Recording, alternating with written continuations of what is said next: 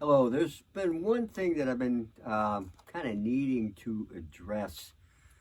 If you'll notice when you try to find our music, it's under the name John DeGroff and Friends rather than Salt. Well, why did I call it Salt and why am I using John DeGroff and Friends? Well, very simple reason. The first album, the first CD, rather, I just simply call it salt, and it's taken from the Matthew 5:13 verse where Christ calls his believers, his followers, the salt of the earth.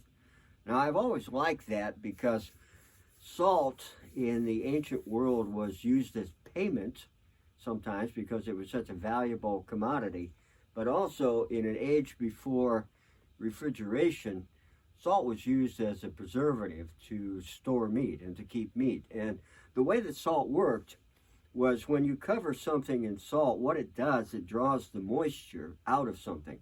And moisture is the medium in which bacteria starts to grow and thrives. And so without the salt, something will start to rot and you won't notice it until it's too late. So when Christ says, you are the salt of the earth, he's basically telling you, you are the preservative. Your job, one of your jobs as a Christian is to stop the rot. Now, I mean, that may sound kind of funny.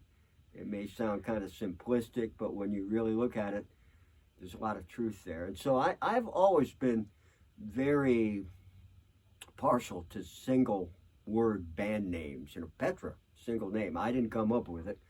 Bob Hartman did, but it's a single name. And yes, one of my favorite bands. It's just, in all honesty, you get to be a certain age, it's easier to remember a single name. So I just wanted to find a single name. And if I had a band of my own, I would call it Salt. So that, calling the first album Salt just seemed kind of logical. We went with John DeGroff and Friends because of the Petra connection. People know who I am. Nobody would know who Salt is, but people would know who I am. So that would give us something of already a fan base, people who might want to check us out. So when it came time to do the second album, I just kind of figured, well, let's just call it Salt 2. And the record label said, well, we basically need to stay with John DeGroff and Friends because of all the platforms that it's on. That's the name it's going to be recognized as. The band will be known as Salt, although eventually I know we're going to have to probably put merchandise out or do something that's going to get the name more recognizable. But that's the explanation for now. As the saying goes, that's my story, and I'm sticking to it. Salt will be the name of the band, and it's under the name John DeGroff and Friends. And Friends will be probably a revolving door of people.